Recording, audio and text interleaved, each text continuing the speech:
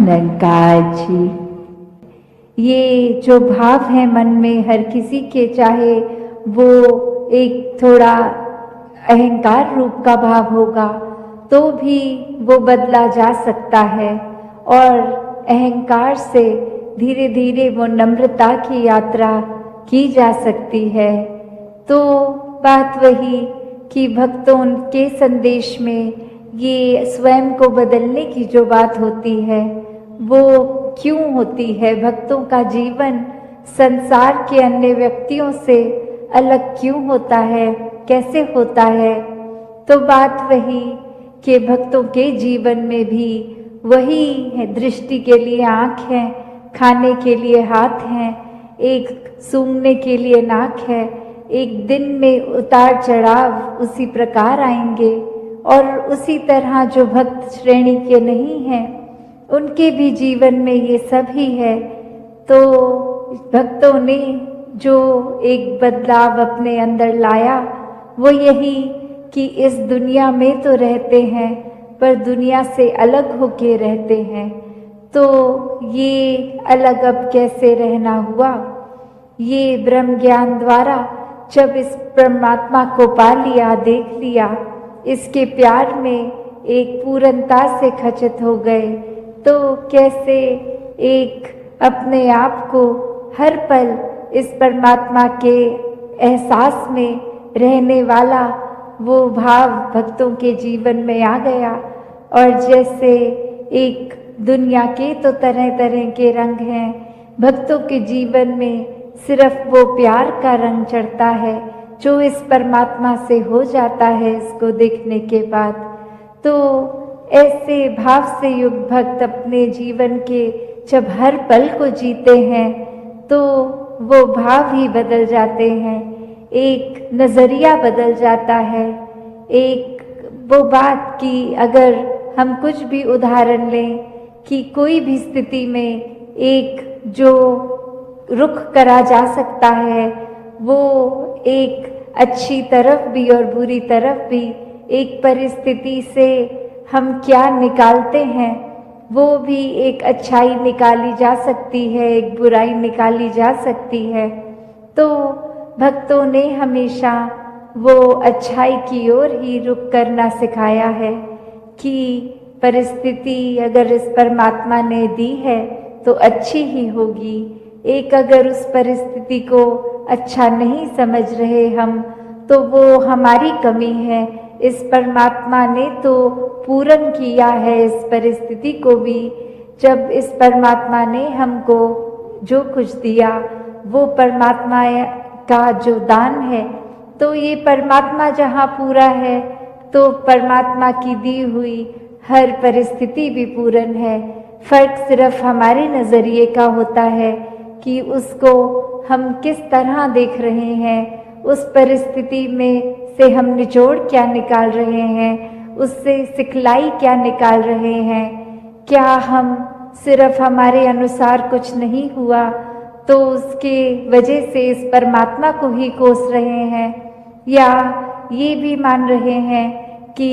ये ही हमारे लिए बेस्ट है और कैसे इसमें वरदान छुपा हुआ है। तो एक ये नज़रिया भक्तों ने हमेशा से जो जिया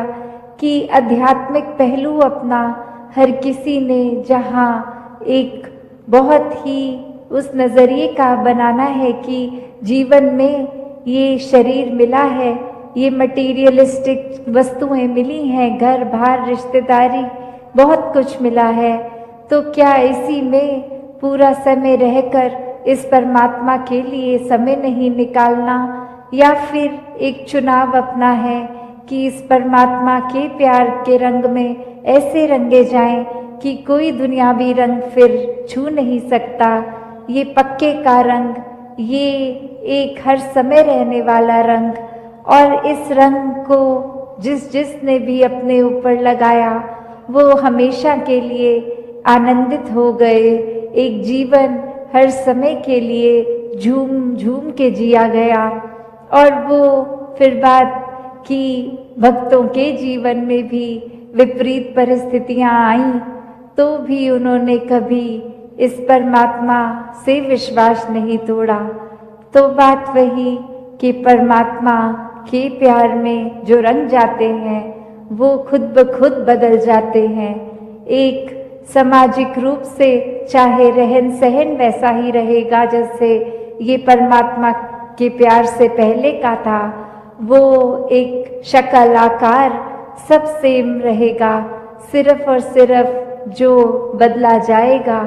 वो मन के भाव बदलते हैं। तो ऐसा ही बदलाव हर किसी के जीवन में मुबारक बदलाव होता है कि ये एक संसार में जितने भी अलग अलग प्रकार के चाहे इंसानों के साथ मुलाकात होनी और वो एक अलग अलग कल्चर बैकग्राउंड, दिखने में अलग, खान पान अलग, सब तरह से वो एक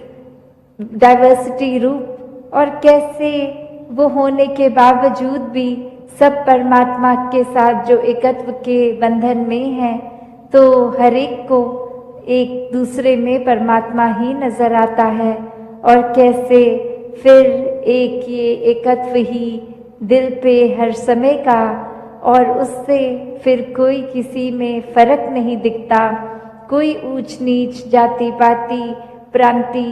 कुछ भी फर्क नहीं, सब अपने हैं, सब ही पूजनीय हैं। तो कैसे ये परमात्मा का वास तो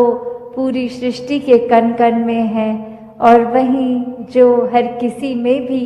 और यही परमात्मा को देखना ब्रह्म ज्ञान है कि इस परमात्मा को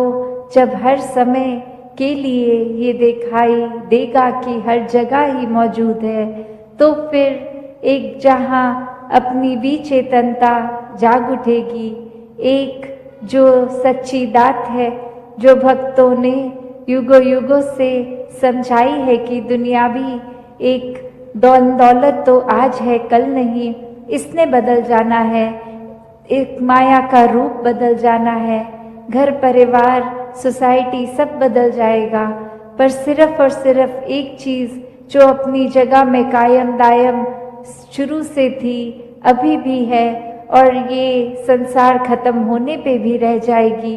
तो वो बस ये परमात्मा, ये निराकार है। तो इस निराकार को पहचान के जीवन में जहाँ फिर वो समझ भी आ जाती है कि जो कुछ इस निराकार ने दिया है उसका सदुपयोग ही करना है, किसी के नुकसान का कारण अपने आप को या किसी वस्तु को नहीं बनाना।